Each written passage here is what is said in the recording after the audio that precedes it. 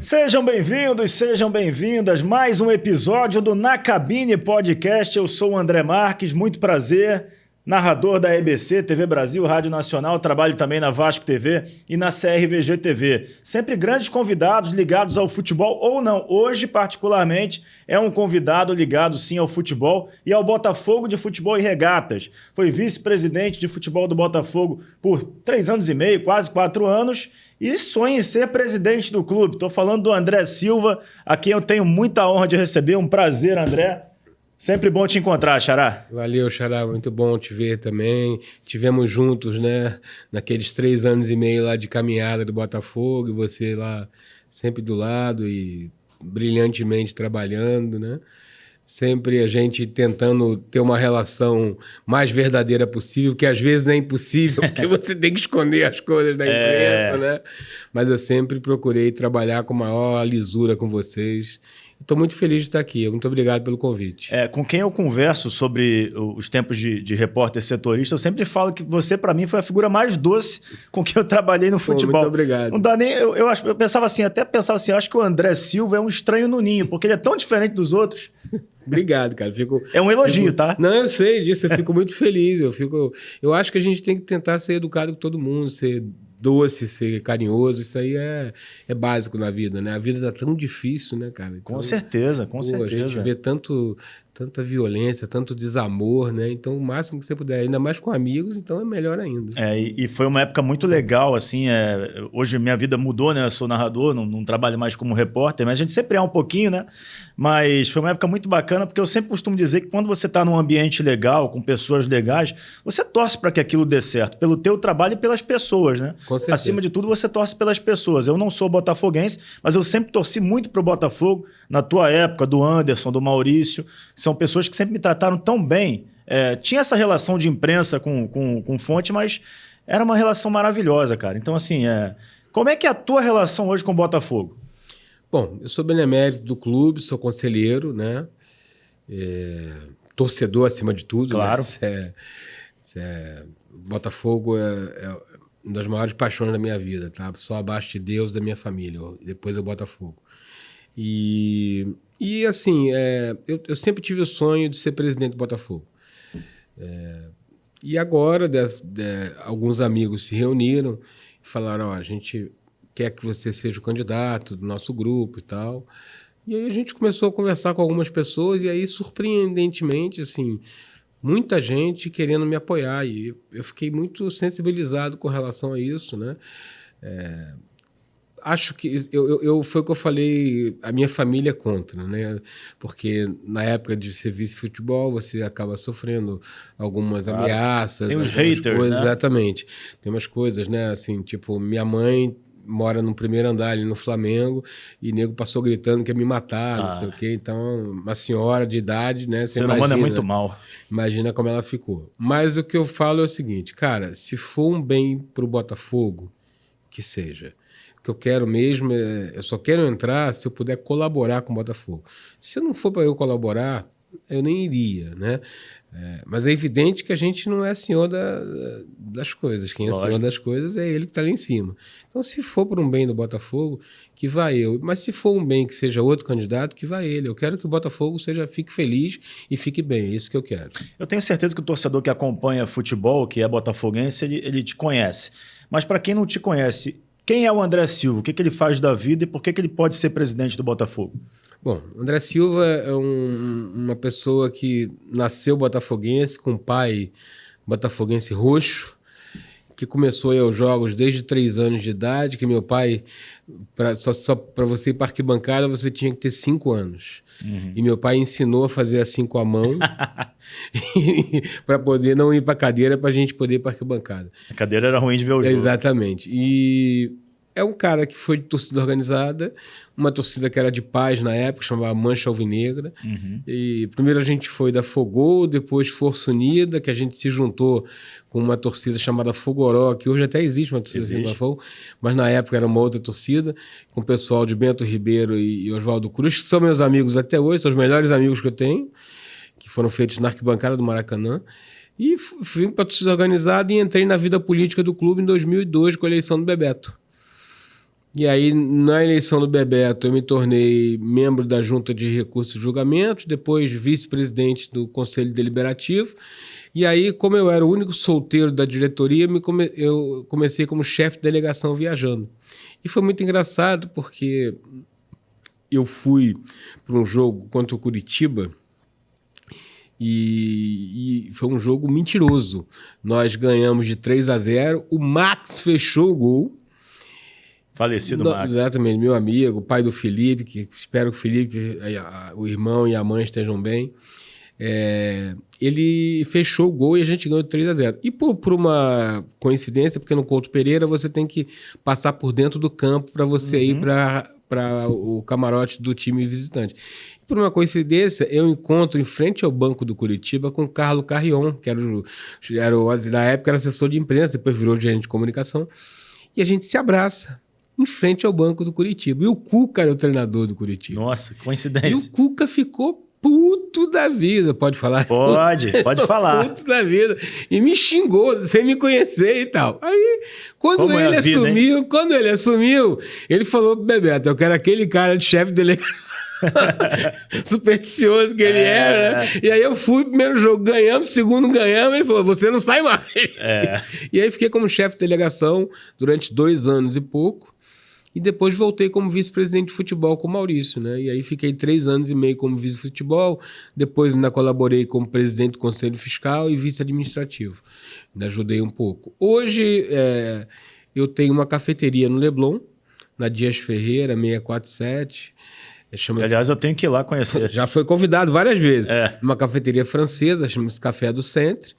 E tenho uma vida... Sou uma pessoa de classe média, não sou milionário, também não sou pobre, sou uma pessoa de classe média, e que sempre teve vontade de ser presidente do Botafogo. Como eu tenho uma vida estruturada, a cafeteria com o meu afilhado, que é o gerente, ela anda basicamente sozinha, eu tenho tempo, um pouco de tempo para dedicar ao Botafogo também.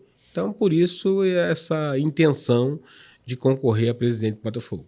André, o futebol mudou muito, né? O Botafogo também mudou muito com a questão da SAF, né? Os clubes estão mudando.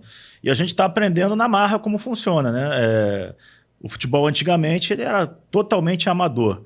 Eu não tenho certeza se ainda não é amador, mas acho que está tentando sair disso.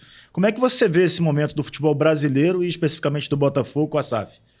Bom, vamos lá. Eu acho que a gente está, como você falou, num momento de mudança. Eu vejo que você tem situações que, mesmo no passado, quando você tinha o amadorismo, mas você tinha clubes que trabalhavam com um certo profissionalismo. Sim. Que era o que você deixava os profissionais do futebol trabalharem. Eu pego como exemplo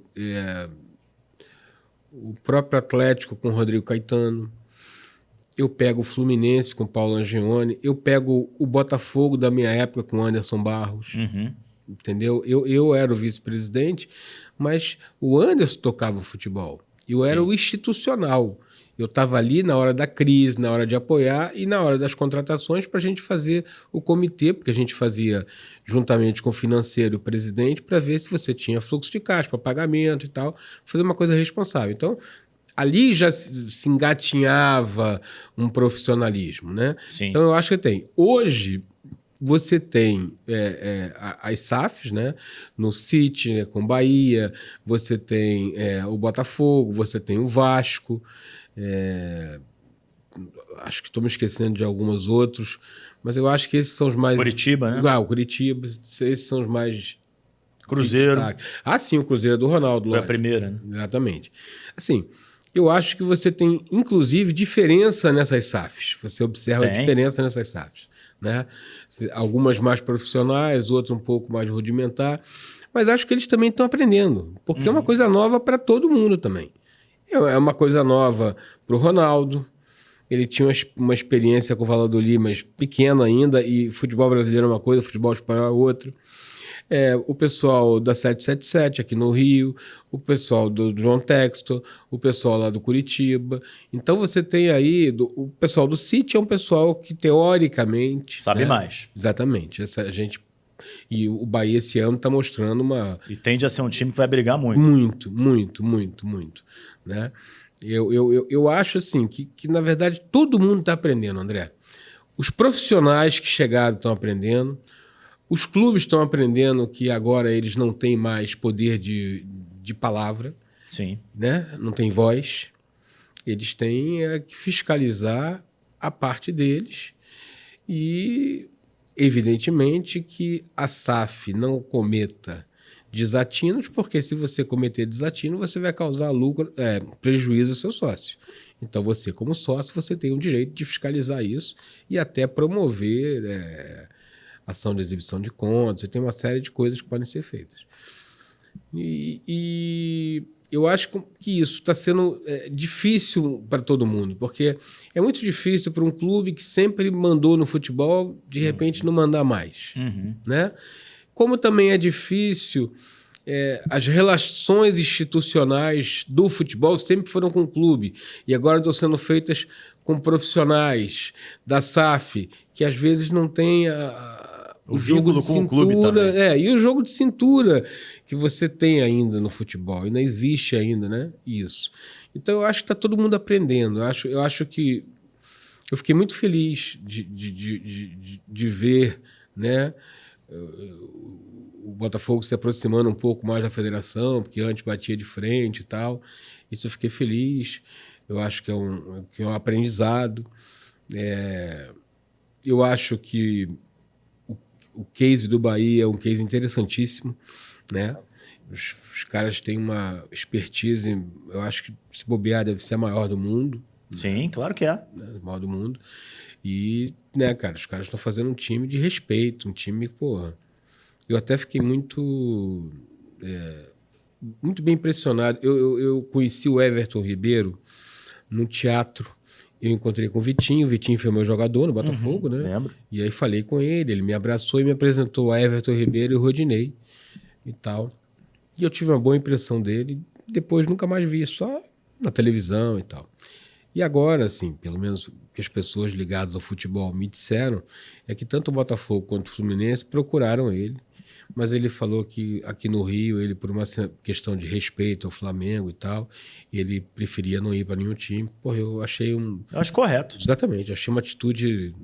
Parabéns ao Everton. Respeito. Exatamente. Achei isso... Ele não é um cara que está resolvido financeiramente. Isso. Se ele não tivesse, ok, mas...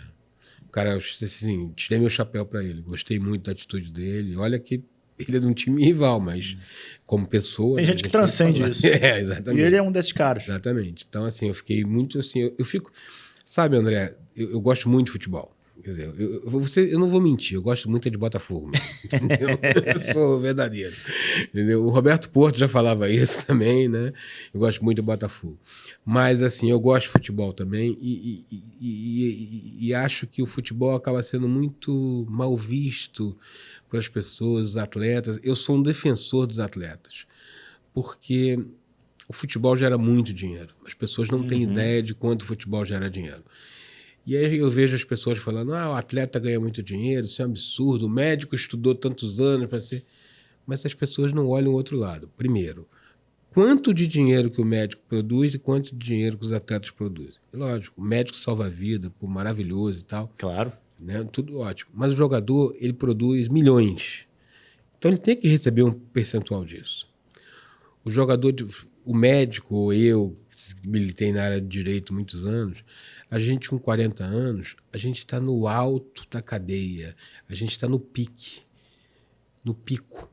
E o jogador está se aposentando, sem direito à aposentadoria. Verdade. Acaba a carreira do cara e fazer outra coisa. E aí fazer outra coisa como? Se você está desde 13, 12 anos só fazendo aquilo. É muito difícil. Entendeu? Essa parte é muito difícil. Então, assim... E é bom lembrar que é só 3, 4% que conseguem fazer uma vida financeiramente estável. Não, a verdade é o seguinte, 2% são superstar. Isso.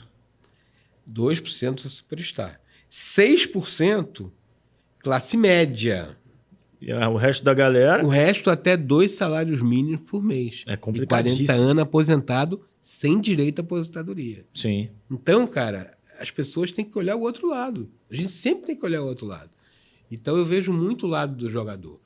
Porque o cara tem que, vamos dizer, o cara ganhou muito dinheiro. Ganhei 30 milhões de reais na minha carreira toda. Mas ele de 40... Hoje a gente está com 76, se eu não me engano, 75 de vida, de previsão de vida. A gente está falando do cara dividir isso em 35 anos. Se imaginar que ele pode ele nunca mais vai ter a mesma renda. Nunca! Nem pensar. É quase impossível, a não ser que ele se A não torne ser um que vire um grande treinador, técnico, exatamente. um grande empresário. Exatamente. Mas que não é tão fácil, você sabe disso. É muito não difícil. Fácil, não é tão fácil. Isso aqui, o mundo do futebol é isso aqui, técnico é isso aqui, é difícil. Até porque você vem com gerações de técnicos que prevalecem ali e você... É muito difícil as mudanças começarem. A gente está vivendo isso agora. De umas mudanças, você vê alguns grandes técnicos já não trabalhando mais, porque as pessoas consideram ultrapassado. E ao mesmo tempo você vê os estrangeiros entrando cada vez mais aqui no Brasil. Né? O que atrapalha ainda mais nessa questão. Exatamente. Você fica espantado, assim, até time pequeno com treinador português. É moda. Boa Vista agora tá com treinador português. É moda. Entendeu? E assim, outro dia eu estava conversando com o Joel Santana sobre isso, e o Joel fica meio revoltado. Os treinadores brasileiros, normalmente, eles não gostam. O Joel fica meio revoltado. Ele fala comigo, chefe, isso aí não pode, pô, que esses caras ganharam? Quantas Copas do Mundo esses caras ganharam? E tal. E aí você vê, né? Essa geração, acho que de 20 anos para cá, salvo engano, se começou com o Zé Mourinho, né?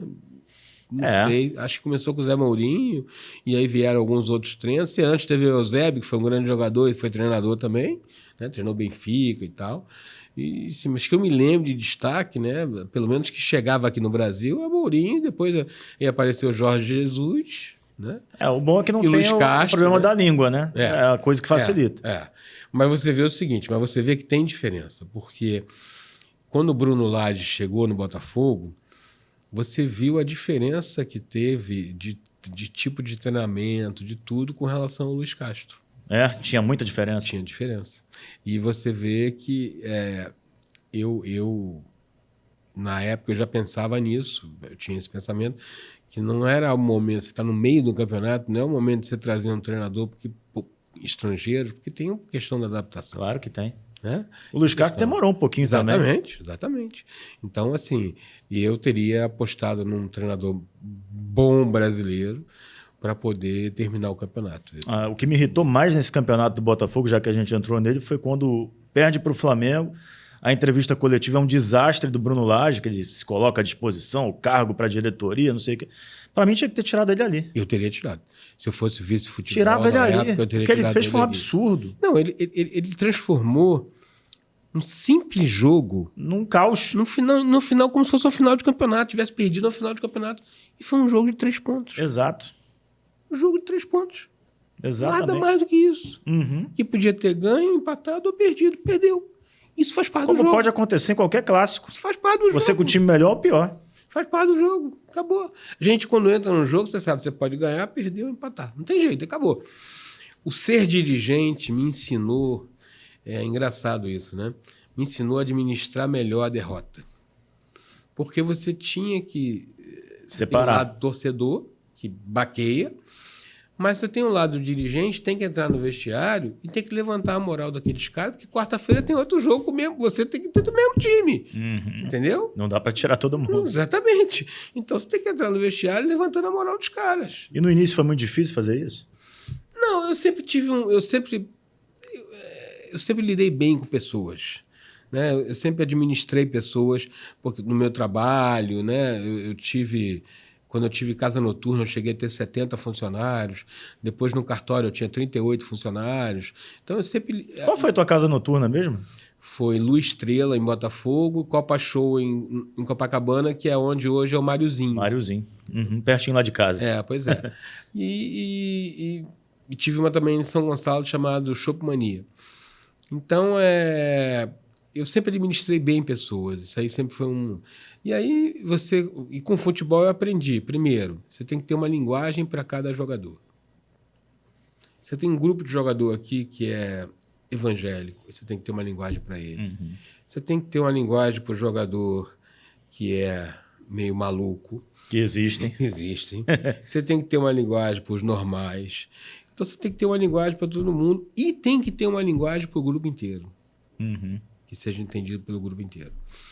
Então, graças a Deus, eu consegui fazer isso e uma boa prova disso é que eu mantenho amizade com todos os jogadores que trabalharam comigo até hoje. Entendeu? Graças a Deus eu mantenho uma boa amizade com todos eles, falo com eles muito pelo Instagram, né? Converso pra caramba com eles, sempre saber como é que eles estão. Tenho muito orgulho dos meninos que subiram comigo, né? Hoje você tem aí jogando no Nova Iguaçu, Sidney, que subiu comigo. Você tem o Rodrigo Dantas jogando no Sampaio Corrêa, que subiu comigo. Quando ele estava em Portugal, ele vinha aqui, ia no meu camarote ver jogo. O Sidney esteve lá no café comigo. Jogadores que trabalharam comigo, como o Elkson, quando vem aqui, vai lá na cafeteria sempre, vai pro jogo comigo. O Louco tá sempre comigo. Herrera, Jefferson, falo sempre, ele veio dos Estados Unidos agora, mas ele não veio no Rio. Tá com a cafeteria dele também. Tá, a Beato, infelizmente fechou aqui no Rio. Fechou, né? Fechou aqui no Rio, o cara não tava agindo legal. Você tem que estar perto também do negócio, né? Mas o dele era franquia, né? E aí o cara não tava respeitando as cláusulas contratuais, aí não tem jeito. O Jeff tá certo de cuidar do negócio dele. É um dos caras mais legais também do futebol, é o Jeff. E assim, Leandro Guerreiro, falo com ele sempre, com a Patrícia, o Lúcio Flávio. Assim, pessoas que trabalharam comigo, graças a Deus eu mantenho amizade. O Jadson, que está no Juventude, Renan, que está no Juventude. Falei com o Renan ontem à noite, porque eu vi que ele não foi pro jogo, eu perguntei se ele estava contundido, ele falou que sentiu um desconforto, mas que deve voltar em 2 dias e tal. É isso, cara. Eu acho que o melhor da vida que você leva são as amizades. Sem dúvida. Entendeu? Isso aí é o que vale. Você tem... Eu me lembro que quando eu deixei de ser vice-presidente de futebol, eu fiz uma reunião com os jogadores antes da entrevista coletiva e tem uma frase do Fernando Pessoa que está me faltando na memória agora. Eu tive Covid, desde a Covid eu fiquei sem memória, tá? Memória recente, tá? Uma coisa, estou fazendo um tratamento com neurologista e tudo, porque tá brabo. Mas essa frase quer dizer que se você fez a coisa e fez bem feito, fez feliz e causou felicidade, é isso que vale. Entendeu? E aí eu acho que é isso que vale, é você passar bem pela vida, deixar amigos, ser uma pessoa boa, do bem, e isso que interessa no frigir dos ovos, né? É isso que interessa, né? Com certeza. Agora, voltando para a questão da eleição, quando que acontecem as eleições do Botafogo? E é certo, é fato que você vai concorrer? Bom, vamos lá. As eleições, elas normalmente aconteceriam em novembro. Só que a gente teve uma mudança de estatuto, na verdade, uma mudança de 2 itens do estatuto, de uma forma correndo, de uma forma que eu nunca tinha visto no Botafogo, na história do Botafogo. Que fez o que nessa mudança de estatuto? Tirou os beneméritos do Conselho Deliberativo, diminuiu as cadeiras do Conselho de 140 para 60 e prorrogou a eleição para dezembro, porque senão não daria tempo dessa primeira eleição. Uma coisa assim, eu vou te dizer que eu nunca vi, cara, no Botafogo na minha vida. Corrida. E, assim, existe aí um grupo de beneméritos que está pensando em entrar na justiça para cobrar o seu direito adquirido e foram identificadas, segundo eles, 4 nulidades nesse processo. E aí, pelo que eu soube, eles estão aí para entrar na justiça. Eu sou benemérito também, assinaria junto, não tem problema. Só que eu não estou bem informado sobre quais seriam as nulidades e tal. Eu sei do direito adquirido. Então a eleição ficou para, acho que na semana de 20 de dezembro.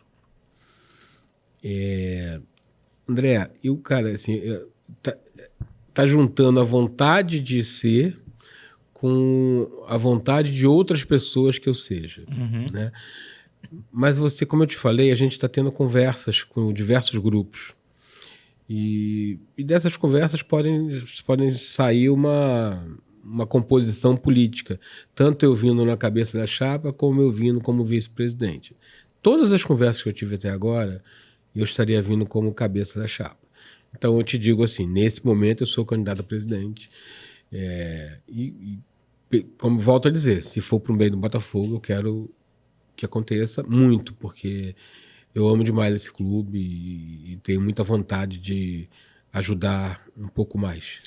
E o que faz hoje um presidente do associativo? Ele cuida, basicamente, do clube associativo, dos esportes amadores. Basquete, por exemplo, que o Botafogo joga o NBB. Isso. Basquete, vôlei, futsal, que por enquanto está só com as categorias de base. O remo, que o nosso remo é...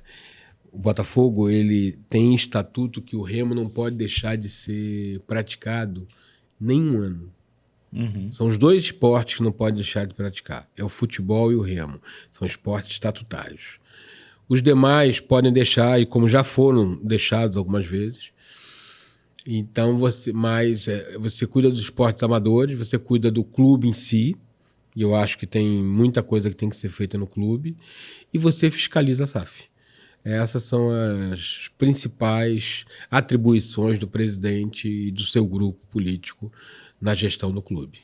Hoje, por exemplo, eu estou mais inteirado sobre a vida do Vasco na questão da SAF pelo dia a dia. O Vasco tem 30%, o associativo tem 30% da SAF, o Botafogo tem 10%.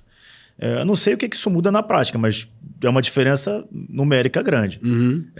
Como é que se convive com apenas 10%, né, no lidar com a SAF?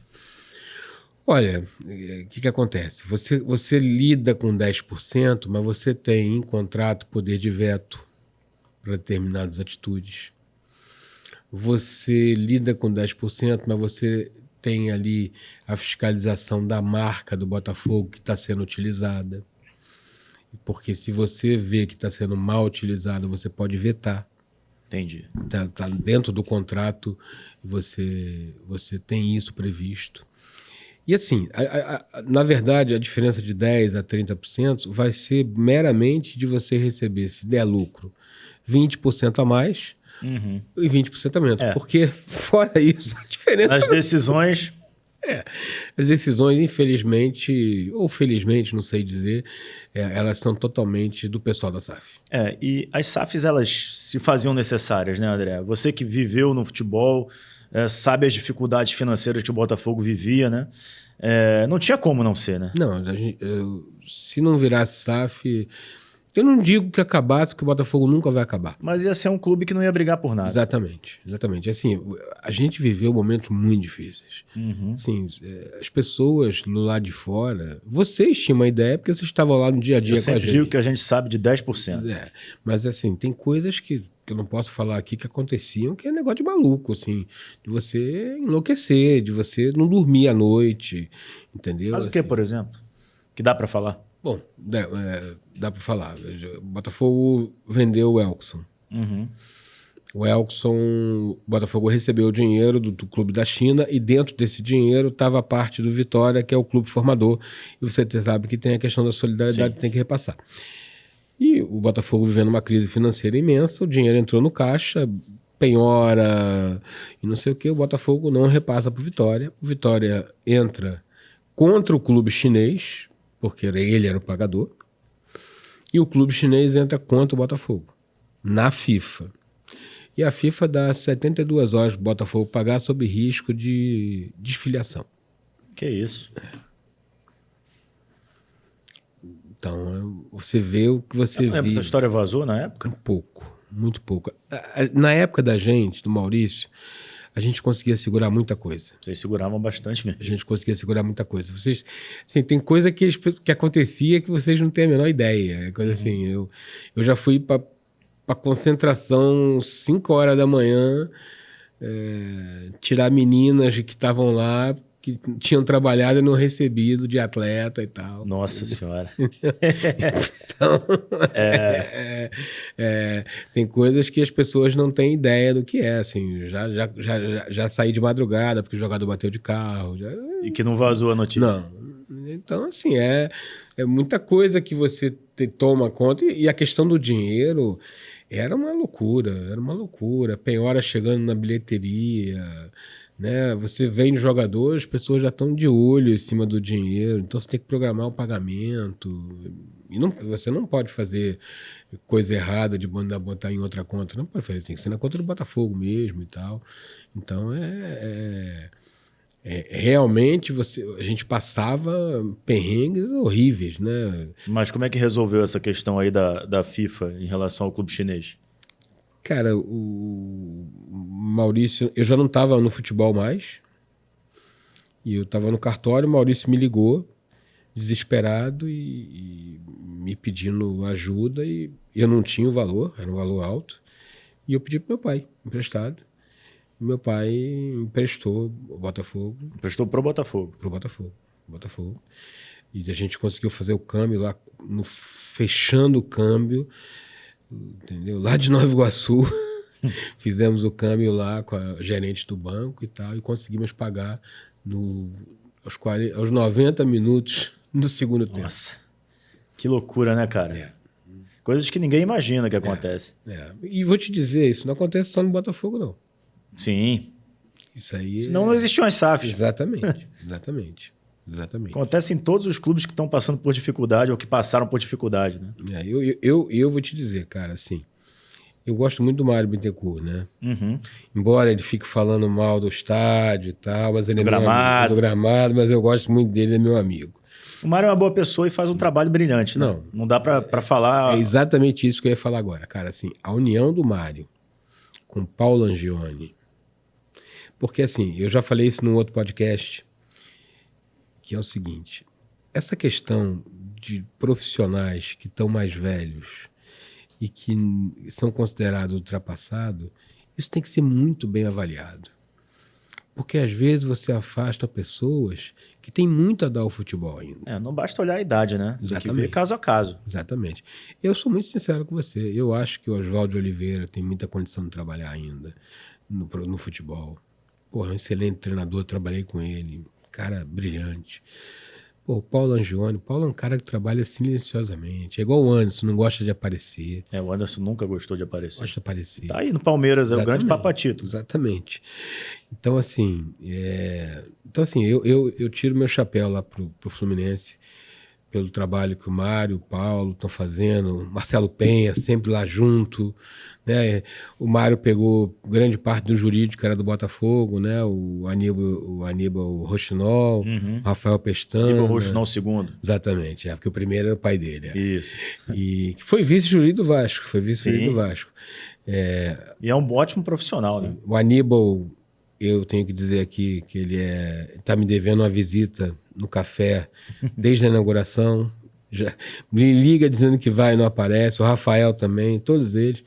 E o meu grande amigo Flávio Tênis, que está lá, né, abrilhantando. Né, o melhor treinador de goleiros do futebol brasileiro. Melhor, sem dúvida nenhuma. Só vê o Fábio aí, 43 anos. Meu amigo pessoal, ele, a Denise, os meninos, o Nicolas, filho dele, que está nos Estados Unidos, meu companheiro de jogo. O Flávio foi meu primeiro cliente no café, sabia? Ah, é? Foi o primeiro que sentou lá? Cliente que sentou lá. Pô, que legal, cara. E tá lá sempre comigo. Que é muito engraçado que eu passo na porta da casa dele para ir pro café. Eu tiro foto do prédio e mando para ele. Aí ele fala, por que você não sobe? Porque eu não sou convidado. Vai tomar ele é... Não, grande figura. Ele então, demais. O Fluminense está muito bem servido, né, cara? Assim, eu acho que... Eu não sei quem são as outras pessoas que trabalham, mas também estão trabalhando brilhantemente lá no Fluminense. Eu acho que é um case de sucesso. Como é que você vê, já que você entrou nessa questão, a relação com os outros clubes, né? A gente está vendo... A gente viu agora no fim de semana anterior o John Textor lá sentado junto com o Landim.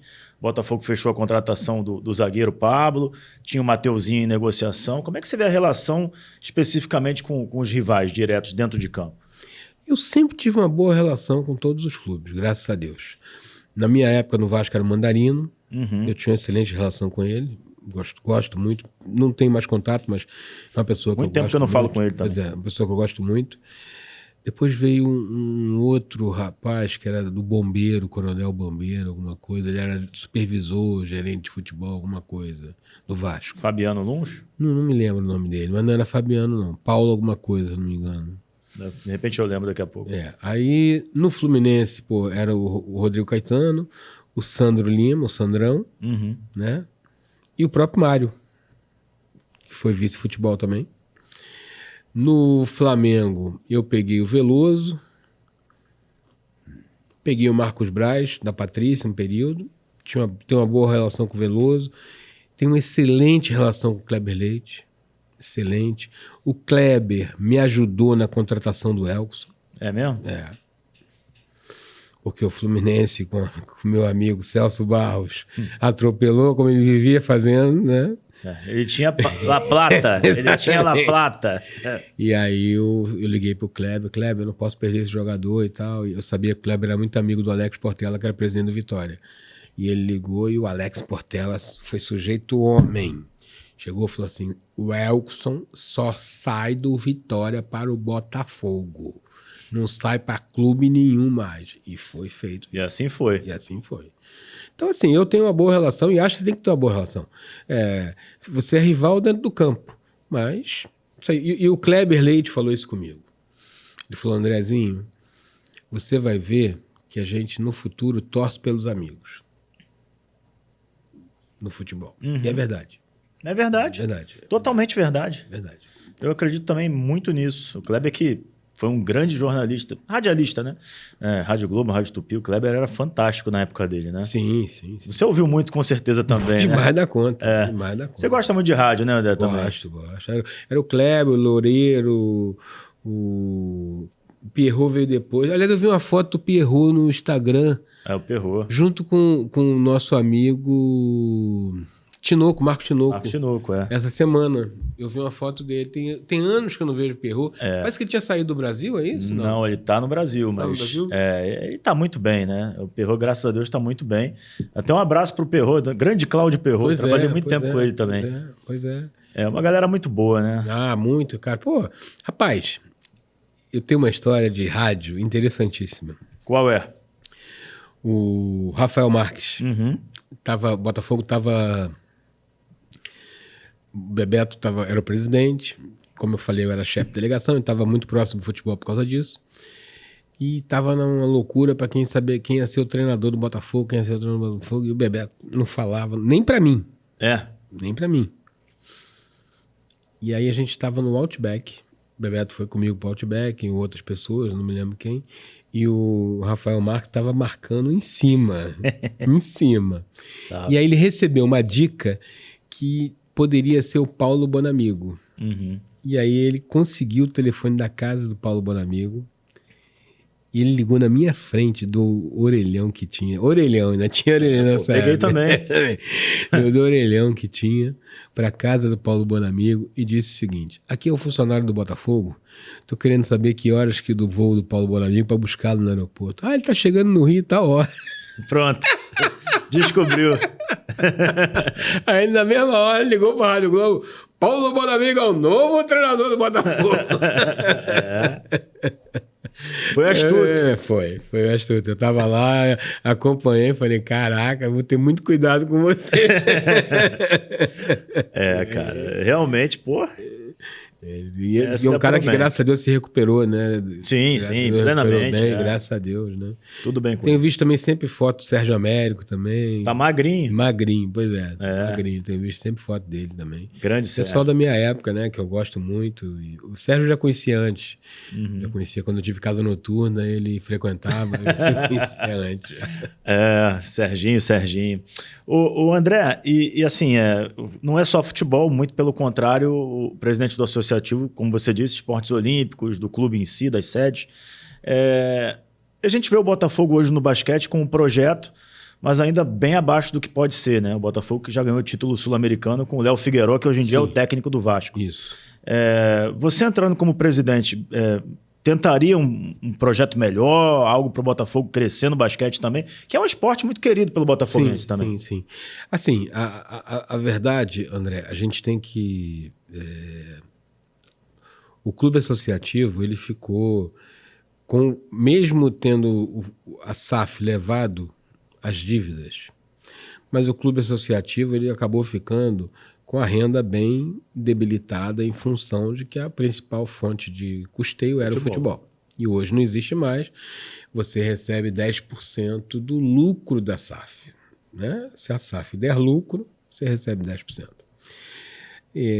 Então, a gente tem que primeiro levantar como é que... Porque assim, o que falam do Botafogo hoje é que o basquete está terceirizado. Uhum. Ele não é do Botafogo, é de uma empresa e tal, como o futsal. Então a gente tem que levantar primeiro como é que são esses contratos, porque a gente não consegue ver como é que são esses contratos, porque não adianta você tentar fazer coisas que, como os clubes antigamente faziam no futebol, que eram gastar sem ter o dinheiro, Com certeza. e depois você falir. Com certeza. Entendeu? Não adianta Então, contratar e não pagar. Exatamente. Cara, eu vou te dizer uma coisa. Eu, graças a Deus, eu tive o privilégio, em 3 anos e meio de vice-presidente de futebol, de só ter atraso de salário 2 meses. O que é até raro, né? Muito. Então, assim, e para mim era difícil olhar na cara dos jogadores. Você, como cara de negócios também, não teve isso nas suas empresas. Não, nunca. Então, assim, imagina lidar com isso com os caras. Muito difícil, cara, muito difícil. E não é só os jogadores. Pior ainda são o staff.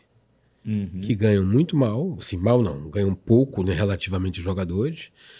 Tanto é que o que acontece? O que acaba acontecendo? São vaquinhas feitas por jogadores, por Pra nós, ajudar essa dirigentes e tal, para ajudar essa galera, e jogadores tipo que subiram nos juniores, que ganham pouco e tal, para ajudar essas pessoas. É uma galera importantíssima. Exatamente. Então, assim, a gente é muito ruim. Eu imagino, eu fiquei 2 meses e fiquei me sentindo mal, não dormia direito. Imagina, cara, quem ficava 4, 5, 6 meses. Uhum. Meu Deus, eu acho que sei lá. Eu não sei como eu entraria em campo se eu fosse jogador. Eu não sei, cara. E a cobrança é a mesma. Sim. Do dirigente, nem tanto. Mas dos torcedores sim, é a mesma nenhuma. cobrança. Sem dúvida. E se jogar mal, vai dizer que você não tá jogando bem porque você não tá recebendo. Sim, ainda vai achar certo. Ainda tem esse problema.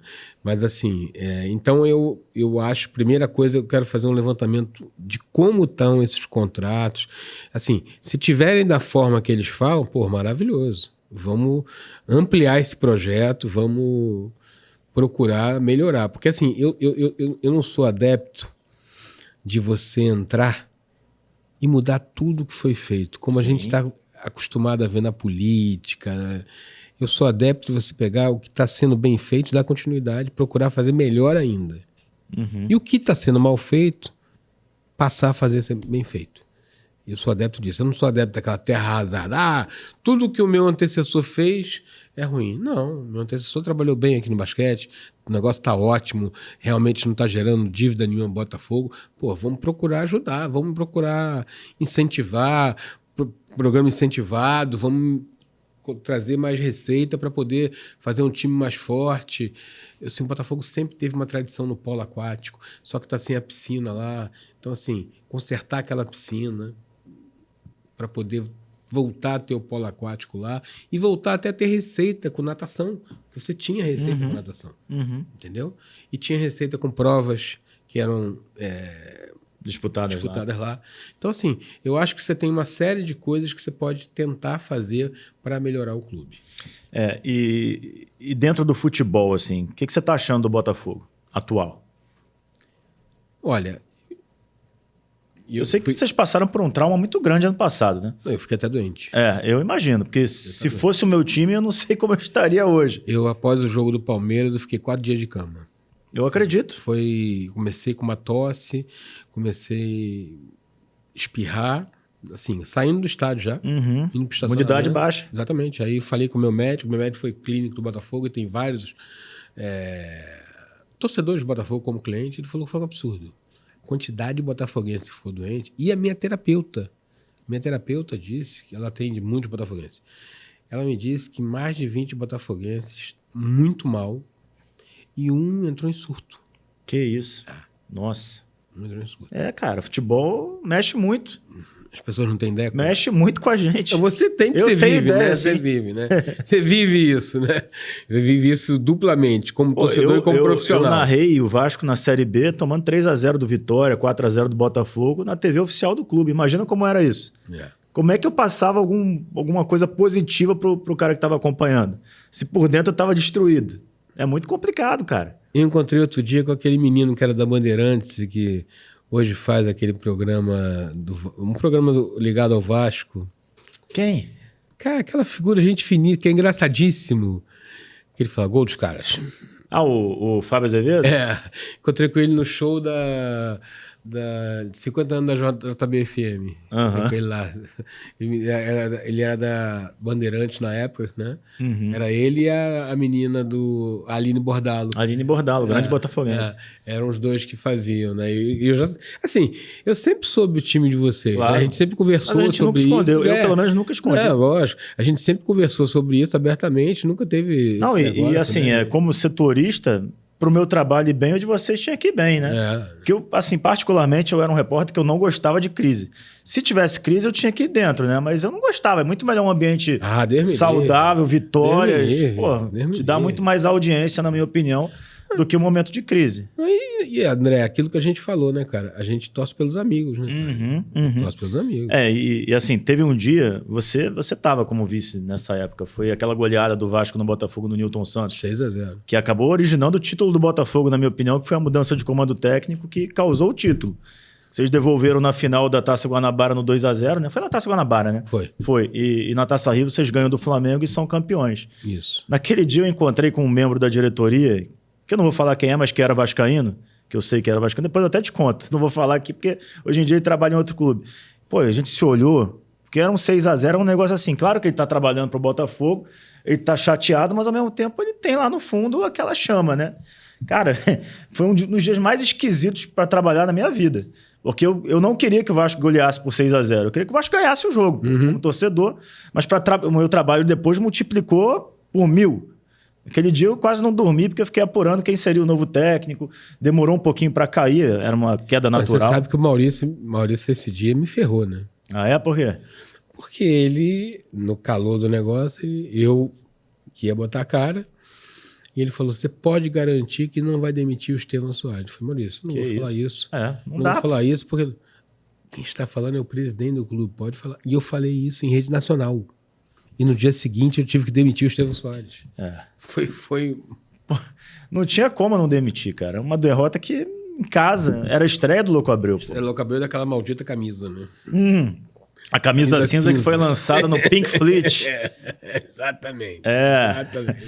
O Ike Batista. Engraçado que ontem eu recebi um currículo lá no café, um garçom, e ele foi garçom no Pink Fleet. E aí eu lembrei de tudo isso.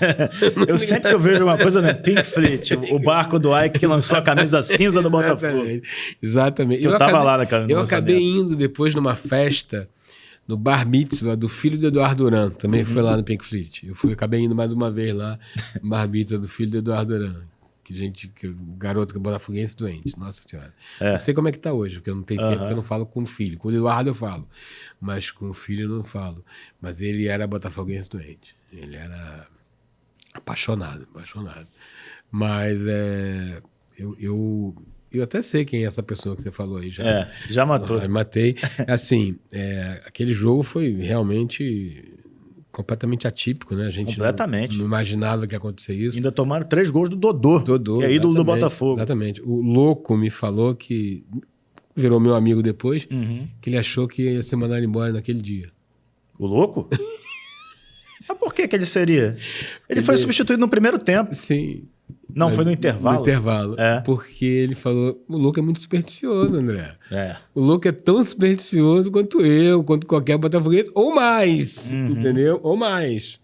Então ele achou que os caras vão me mandar embora hoje, pô, não sei o que. Então, eu e a camisa não joga mais. Por causa da estreia, né? Exatamente. Louco ali realmente, aí no dia seguinte eu conversei com o Estevão, que aliás eu vou te dizer, a pior coisa você ser vice-presidente de futebol é você mandar o treinador embora. E é uma atribuição sua. Porque você cria uma relação. A gente viaja muito. Você fica um do lado do outro no avião, no ônibus, fica na mesma mesa no hotel. E fica aquela resenha até tarde da noite, vai criando uma amizade, vai criando... Cara, a primeira vez que eu mandei um treinador embora foi o Ney Franco. Eu tive a crise de choro. Pô, que era um dos caras mais legais também, que é um dos caras mais legais do futebol. O Ney me consolou. É porque eles também já estão preparados. Exatamente. Mas eu não tava, era a primeira vez. Aham. Tava gostando do Ney pra caramba, conhecendo a mulher. Tanto que ele foi meu padrinho de casamento. O Ney era muito legal. Ele foi meu padrinho de casamento, Nas ele, viagens, Joel. nas viagens, o Ney abria pra gente que viajava, né? A galera da imprensa que viajava, eram sempre 3, 4, né? Rádio Globo, Rádio Tupi. Ele abria na hora do almoço, quando os jogadores terminavam de almoçar, ele chamava. A gente ia lá, comia, conversava com ele. Pô, o Ney é muito gente boa. Pois é, muito gente boa. É um cara também que alguns trabalhos não foram muito bons, as pessoas esqueceram. Deixaram um pouco de lado. E tem muito pra dar pro futebol. Exatamente, não. E até porque eu acho que muita gente não sabe, mas ele parou um ano e só estudou. Uhum. Ele ficou um ano estudando, né? Então é um cara, assim, muito bom taticamente, é um cara... assim, eu acho, cara, que... eu fico muito triste de ver que você vê bons profissionais sendo... E às vezes trazendo... Eu não sou contra a globalização, a importação de profissionais, de forma alguma. Mas às vezes você traz profissionais que não são nem a metade do que os brasileiros que não estão trabalhando aqui. Então isso às vezes me deixa um pouco inseguro com relação a esse novo mercado, entendeu? Esse novo mercado. Mas isso hoje é uma atribuição da SAF. É ela que no caso do clube que tem SAF, né, ela que vai resolver, né, e ela tem que saber. Mas eu acho que os dirigentes da SAF, né, os diretores, eles têm que avaliar isso também. Às vezes você tem nomes aqui dentro que sejam tão bons quanto os que vêm de fora e sem o problema da adaptação, né? E a gente voltando pro brasileiro do ano passado, por que o Botafogo não foi campeão? Você hoje tem essa análise como torcedor? Eu acho que foi uma junção de várias coisas que aconteceram, né? Primeiro, uma coisa que é impensável, né? O Cristiano Ronaldo ligar pro treinador e tirar o treinador do clube. Isso é uma coisa que ninguém imagina, né? Ninguém imagina uma coisa dessa, mas aconteceu. E isso deu uma desestruturada, a vinda do Bruno Lage, que não aprovou, né? Porque teve o Caçapa que deu certo, 3 jogos, 3 vitórias. Pois é, mas você veja, ele já saiu do Molenbeek. Uhum. Não existe uma receita, né? Não é certo, né? Se você pensar, realmente, mantenha o Caçapa. Eu, na época, pensei assim, mantenha o Caçapa. Mas depois, quando colocou o Lúcio e acabou as coisas não dando certo, também já fiquei... Uhum. Então, assim, eu acho que ali, cara, foi uma junção de primeira troca do treinador. Segundo, eu acho que aquela derrota pro Palmeiras, ela mexeu psicologicamente muito do jeito que foi, com jogadores, com torcedores, com todo mundo. E aí eu acho que já começou a criar uma energia negativa em volta. E estou falando só dos jogadores, não, estou falando de torcida, de todo mundo, entendeu? E aí a coisa foi... Aí começou, cara, gol no finalzinho e tal, aquele jogo do Curitiba, meu Deus, cara. Eu tenho um primo que é casado com a minha prima, que é vascaíno, doente, mas tava torcendo pelo Botafogo. Cara, ele deu um chute na hora que o Curitiba fez o gol, ele deu um chute no Tava todo mundo que gosta de futebol, pelo menos assim, acho que os flamenguistas não, mas os vascaínos torcendo, muitos tricolores torcendo. Tinha muita gente torcendo Botafogo que não é Botafogo. Cara, esse meu primo Gustavo, ele falou, André, deu um chute no negócio, cara, não aguentei, cara. Porra, né? Aí eu desisti. Ele falou, aí eu desisti. Então, assim, essa junção de coisas trouxe uma energia negativa que eu acho que contaminou a todos nós, entendeu? Que estava esquecida, né? Porque o botafoguense ele tem um pouquinho desse negativismo, assim. Mas estava esquecido, estava um momento tão bonito, estava tão legal a junção do Nilton. Nunca vi o Nilton Santos cheio de tantos jogos seguidos na minha vida. Tava tão bonito, né? Não, foi uma tristeza muito grande. Eu espero que esse ano... É evidente que a torcida vai estar com o pé atrás. Não tem jeito. Qualquer torcida estaria. É inerente ao ser humano, né? Mas eu espero que a gente consiga, né, reverter isso. Eu acho que você pode ter um título muito mais saboroso esse ano. Porque não vai ter aquela disparada que teve, né? Você tem outros times muito mais reforçados. Você tem um Flamengo mais forte, um Bahia mais forte. Atlético Mineiro mais forte. Então você vai ter um time muito mais reforçados. Então, se você ganhar, você vai estar fazendo um trabalho maravilhoso. Trabalho maravilhoso. Se você conseguir uma vaga na Libertadores, vai estar fazendo um trabalho maravilhoso. Entendeu? Então, assim, porque se você for olhar por números, a colocação do Botafogo não foi ruim. Não. Antes do campeonato, teria sido muito Exatamente. comemorada. Mas, infelizmente, da forma que foi, É isso. acabou sendo ruim. Acabou sendo ruim. Mas eu acho que esse ano, assim, a única coisa que eu acho que a gente está demorando muito é contratar um lateral direito. E acho que a gente precisa contratar um lateral esquerdo também. Entendeu? Acho que contratar um lateral esquerdo assim. Eu julgo que o Hugo é um bom jogador. Não, eu gosto do Hugo. Mas aí a gente está falando. O Marçal, infelizmente, eu acho que ele não está bem. Ele entrou e numa acho queda. que a torcida também não tem mais paciência com ele. Tem muitos jogadores assim nesse momento no Botafogo. Basicamente os 3, 4. Três muito fortes. Né? Marlon Freitas, o Marçal, Eduardo.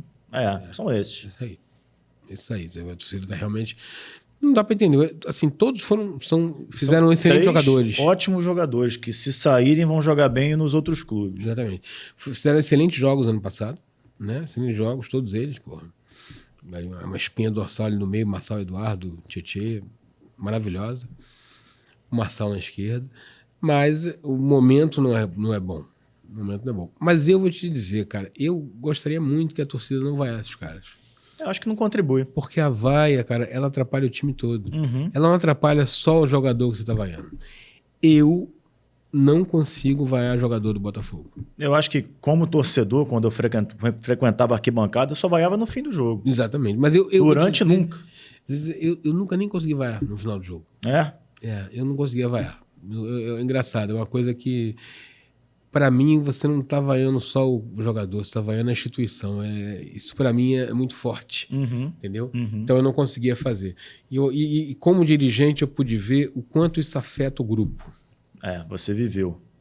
Quanto afeta o grupo. Então, eu pediria assim, muito aos nossos torcedores. Eu sei que a gente está sofrido, que a gente está triste, que a gente não confia, mas a vaia acaba atrapalhando mais do que ajudando a expressar o seu descontentamento com aquele jogador. Botafogo vai para a Libertadores, fase de grupos? Se Deus quiser. Tem um Bragantino aí pela frente, provavelmente. Mas o Bragantino tem o Botafogo pela frente também. Então, eu acho que eles estão tão preocupados quanto nós. Acho que aí é jogo de time grande, eles estão tão preocupados quanto nós. Mas eu confio que a gente vai conseguir, sim. E o Luiz Henrique, André? Porque está se falando aí como a maior contratação de todos os tempos do futebol brasileiro. É uma contratação mesmo do Botafogo ou é uma contratação do John Textor? Não, é uma contratação do Botafogo. Na hora que você tem um presidente, né, um dono, que está contratando para o clube, é do clube. O que acontece, André? Infelizmente, a gente tem uma fla press. Isso aí é fato Você notório. Que está dizendo. Eu tô dizendo. Eu não vou negar, mas também não vou confirmar. Tudo bem. É fato, pô. E aí, cara, quando você Se fosse do Flamengo, a contratação tinha outro impacto. Eu concordo com isso. É só saber uma coisa. Quando o Flamengo é campeão carioca, é um super campeonato. Quando o Flamengo perde, é um caixão 2020, 2021. Tá aí, cara. Isso aí é... Eu já conversei isso com vários colegas de vocês. É lógico que vocês não podem falar, mas... Não, eu não me orgulho. Eu acho que tem um pouco, sim. Eu acho que tem um pouco, sim. Eu, como torcedor, que sou também, eu sempre fiquei chateado com isso. E trabalhando, eu sempre tentei evitar agir assim. E o seu time não era tão prejudicado quanto o meu. Será? Ah, sim. Até porque vocês têm mais torcida. Sim. Então, eles procuram não atingir tanto porque sabem que vão estar atingindo uma parcela maior. E no nosso caso, como é a terceira torcida, eles lanham. E, assim... Eu conversei com alguns jornalistas antigos da velha guarda, que eram botafoguenses. E eles me diziam, isso eram eles que me diziam, que isso também era um pouco de vingança pelo passado, que a imprensa era muito botafoguense e os outros acabavam sofrendo.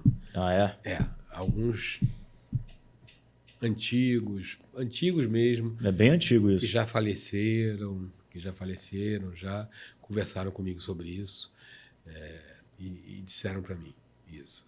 Entendeu? Que Deus o tenha, todos eles que eram jornalistas, que eu lia quando criança, ouvia quando criança, né? E depois tive o prazer de conhecê-los, né? E, assim, eu falo que o Botafogo, ele me deu alegrias demais. Porque ele me deu a alegria de que alguns ídolos meus se tornassem meus amigos. Isso não tem preço. Uhum. Pô, Paulinho Criciúma é meu amigo, Wilson Gotardo é meu amigo, Mauro Galvão é meu amigo, Carlos Alberto Santos. Cara, é o time do título da minha vida. 89. Sim. Eu 20 anos de ser campeão. Eu não cantava parabéns pra você no meu aniversário, porque eu não aguentava ouvir a torcida adversária cantando parabéns pra mim. Pô, e os caras se tornaram meus amigos. Wagner depois, sabe? Sérgio Manuel, Jamil. Grandes caras. Porra, sabe? Pô, imagina, cara. E jornalistas, Armando Nogueira, Roberto Porto. Não, eu não me tornei amigo deles, mas conheci, convivi. Tinha uma boa relação. Tive o prazer de conviver com eles. Odemário Toguió. O Odemário não foi nem pelo Botafogo. Esse eu queria ter conhecido. Porra, o Odemário eu encontrava porque a gente ia comer. Quando eu trabalhava na noite, tem um restaurante que acabou ali em Copacabana, na Ministro Vieira de Castro, chamado El Cid. Ele acabou. Tinha uma picanha famosa e o Odemário ia lá quarta e domingo, depois dos jogos, para ir para lá comer a picanha. E o Manolo, o dono era botafoguense, e brincava comigo, Odemário, botafoguense doente também. Era espanhol, botafoguense. Botafoguense, grande Manolo, botafoguense. E a gente ficava conversando. Então, assim, e isso foi o Botafogo que fez. E os melhores amigos que eu tenho na vida, a maioria dos melhores amigos, foi o Botafogo que me deu. Eu tenho amigos que não são botafoguenses. Claro, pô. Mas a maioria dos amigos que eu tenho são botafoguenses. E foi o Botafogo que me deu. Então, assim, cara, eu, meus dois irmãos e meu pai, a gente ia pro jogo sempre junto. Então, assim, isso não tem preço. A última vez que meu pai foi ao jogo junto, inclusive a foto de fundo do meu celular, pô, eu até publiquei isso, cara. Não tem preço estar junto com meu pai e meus irmãos aqui no jogo. E eu e meus irmãos continuamos em todos os jogos juntos. Entendeu? Todos os jogos juntos, a gente tá junto. Então, assim, isso não tem preço. É a melhor coisa que tem. O futebol, o Botafogo é que pôde fazer isso. E na tua cabeça, imagino que chegou a hora de dar mais ainda para o Botafogo, porque você já deu para o Botafogo. Sim, eu quero ajudar mais. Eu quero ajudar mais. Eu acho que posso ajudar mais. Mas eu, como assim, bom cristão, bom católico, eu coloco na mão de Deus. Se for para o bem do Botafogo, que seja. Aí eu vou estar lá e vou estar brigando, vou ser um soldado no quartel 24 horas por dia pelo Botafogo. Isso aí a torcida, os associados podem ter certeza. Porque assim, se eu achasse que eu não tivesse condição de fazer um bom trabalho no Botafogo, eu nem tentaria. Porque para mim o principal é o Botafogo. Eu acredito. Acho que você tem todas as condições, cara, de ser presidente do Botafogo, de ajudar. Essa fiscalização é muito importante, né? A gente está vendo em todos os clubes o quanto é importante esse tipo de fiscalização. A gente viu isso no Pedrinho. O Pedrinho chegou falando isso, né? Aliás, o Pedrinho é um cara muito ponderado. E muito preparado. Eu gosto muito dele, assim, não tenho intimidade. Fui apresentado uma vez só, mas não tenho intimidade com ele. Então, mas eu acho ele um cara muito bom.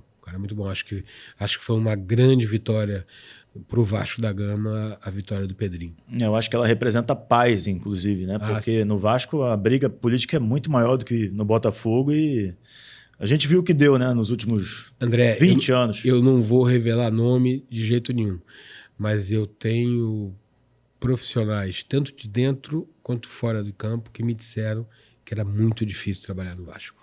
Eu acredito. Muito pesado. Dava para sentir, muitas vezes. Estando lá dentro, dava para sentir. E eu acho que isso mudou. Eu sinto a diferença hoje em dia, sabe?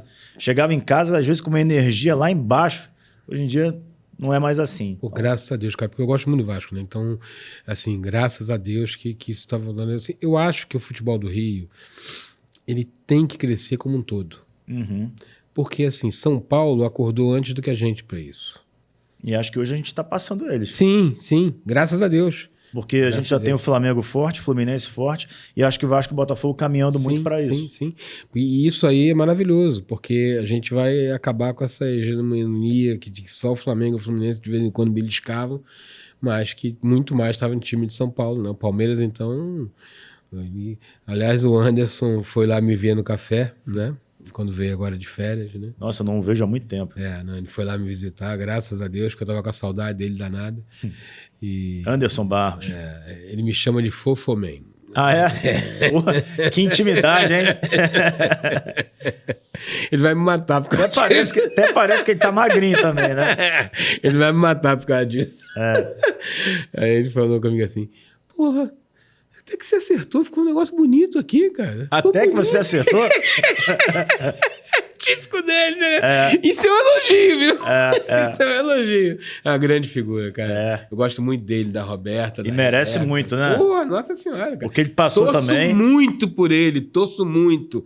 Torço demais da conta por ele, demais da conta. Não... Tanto é que eu falei com ele. Eu dei os parabéns a ele. Na situação que foi o ano passado, qualquer outra pessoa não daria os parabéns, mas pra ele eu dei os parabéns. É óbvio que ele ficou feliz de ganhar, mas imagino que ele tenha ficado um pouquinho triste de ter sido em cima do Botafogo. Não, ele falou comigo assim, que não foram eles que ganharam. Botafogo que perdeu. Eu acho também um pouco. Foi mais isso mesmo. O Palmeiras só estava na hora certa, no lugar certo. Fizeram a parte deles. Jogaram o que eles normalmente jogam e foram para cima. Fizeram a parte deles, acabou. Isso aí. É isso. O André, e pra gente, a gente tá entrando numa reta final, você trabalhou muito tempo com o Maurício. Maurício, infelizmente, nos deixou há pouco tempo, né? Um dos caras também que eu mais gosto no futebol. O Maurício sempre me ajudou muito, era meu vizinho, descia para fazer compra no mercado, tava o Maurício lá comprando, parava para conversar com ele, pegava as notícias. É um cara que foi muito injustiçado para mim. Não sei se o botafoguense vê dessa forma, você que trabalhou com ele talvez veja. Faz muita falta, né? Muita, cara. Eu até tô em falta com o Rodrigo, filho dele. Ele também ficou de ir no café e não foi. Mas eu tô em falta com ele de ligar para ele, que no começo eu ligava sempre para ele para saber como é que ele tava e tudo. Pô, eu fiquei muito triste, cara. Fiquei muito triste. A gente estava um pouco afastado e aí a gente se reaproximou com a doença dele. Eu falava com ele quase toda semana. Pois é, a gente se reaproximou por causa da doença dele e tudo. E foi uma morte estúpida, né, cara? Porque ele foi fazer o procedimento para melhorar e acabou que não deu certo. E ele, rapidamente, eu falei com ele no sábado. Né? E aí, logo depois, ele faleceu. Então, assim, um cara do bem, um cara que tinha defeitos e qualidades como todo mundo, né? Errou e acertou. Exatamente, entendeu? Mas eu não vi maldade nele. Eu não vi maldade nele. Infelizmente, as pessoas acham, Muita gente acha. Mas eu não vi maldade nele. Não vi. Também. Acho que um pouco a mosca azul mordeu ele um pouquinho em determinado momento, mas depois ele acordou. Entendeu? Acho isso. E que é normal, eu já vi isso no futebol 300 mil vezes. Aconteceu com muita gente. Boa e não tão boa. Exatamente. Né? Entendeu? Mas eu sinto falta dele, me lembro dele sempre. Eu também. Sempre que eu vejo o Botafogo em campo, me passa o Maurício na cabeça. Que era um cara... Eu falei isso com o Rodrigo. Ele tá lá em cima junto com teu pai e meu pai brigando pelo Botafogo. Ele sofreu muito, né? Ele sofreu muito com o que fizeram com ele de afastar, de tudo. Isso é uma coisa... Ele era muito amargurado com isso. Muito. E a gente conseguiu fazer um trabalho para colocar a foto dele de volta, né? Antes dele morrer, inclusive. Dias antes a gente colocou a foto dele. Só não tínhamos conseguido ainda, porque era um processo mais lento, de tirar a cassação e ele voltar a ser sócio do clube. É a única coisa que ele não tinha conseguido, infelizmente não deu tempo. A gente estava trabalhando para isso, mas infelizmente não deu tempo. O André, para a gente fechar, o que você espera do Botafogo nessa temporada? É vaga na Libertadores? É uma briga na Copa do Brasil? É na Libertadores mesmo o Botafogo caminhar bem? André, cara, eu sou muito otimista. Né? Então você não é tão Botafogo, né? Eu sou muito, mas é engraçado, assim, você tem, às vezes, você tem momentos de pessimismo. Eu tenho, às vezes, momentos de pessimismo. Mas eu sou muito otimista. E eu tô com uma esperança, eu não sei porquê, mas como se a gente... Até uma forma de compensação de Deus. Alguma coisa vai acontecer. Vai acontecer. Vai acontecer. E vai trazer uma alegria muito grande. Entendeu? Uma alegria muito grande. Eu acredito no Botafogo, sim. Acredito que a gente tem chance de brigar para ser campeão em qualquer dos campeonatos. Precisamos reforçar as duas laterais. Isso aí é fato. Isso não tem para onde correr. A gente não vai conseguir fazer nada se não reforçar. Mas eu acredito que a SAF vai fazer isso e que a gente vai conseguir. Acho que isso é achômetro de torcedor, né? Não estou falando que quem decide isso é a SAF, quem coordena a SAF. Eu gostaria que trouxesse um meia e 2 laterais, um direito e um esquerdo. Eu acho que a gente montaria um excelente time fazendo isso. O Luiz Henrique muda o Botafogo de prateleira? Eu acho que o Luiz Henrique e o Savarino. Os dois, né? 2 jogadores mudam de prateleira. Tomara que o Tiquinho cresça com isso, né? O Tiquinho passou por muitos problemas extracampo. Né? Eu já vi o Tiquinho, nesse último jogo, fazendo um gol e vibrando muito. Isso me deixou muito feliz. Isso me deixou muito feliz. O problema do pai dele prejudicou muito. Sim, ele. Lógico. Não tem como. Lógico, todos nós temos pais, tivemos pais e sabemos o que isso afeta na vida da gente. Pô, pai e mãe são as coisas mais importantes, que a gente tem filhos, são as coisas mais importantes. Sim. Mas se você observar, e você é um bom observador de futebol, você vai ver que nesse último gol do Chiquinho é um gol de quem sabe jogar. Claro que é. De quem tem qualidade. Baita atacante. Que ele tá caindo e consegue virar, puxar a bola de trás e meter para dentro do gol. Baita atacante. Entendeu? Então, assim, isso me fez feliz. Foram 2 coisas. Ele conseguiu fazer um gol belíssimo desse e a comemoração dele. Isso me extravasou. Isso me deixou muito feliz. Que eu botou para fora, entendeu? Agora é vida nova. Agora... E a torcida cantou a música dele depois. A Fernandinha... gritou, Tiquinho é só. Virou uma marca. Entendeu? Assim, então foi muito legal esse reencontro com o gol dele e o reencontro da torcida com ele também. Eu acho que foi o momento de reencontro dele com a torcida. Xará, boa sorte. Obrigado, torço por você, você sabe disso, né? Eu que agradeço aí pelo convite. Aí, isso aí é... Quero que você volte presidente. Se Deus quiser, volto presidente aqui. Com certeza. Grande abraço. Grande abraço. Valeu, André Silva. Galera, se inscrevam aqui no Na Cabine Podcast. Vamos ativar o sininho das notificações. Deixar o like. Vamos juntos. Mais um episódio Na Cabine, aqui nos estúdios Decola, na Lapa. Decola _ oficial. Procure aí no Instagram. Valeu, gente. Um abraço.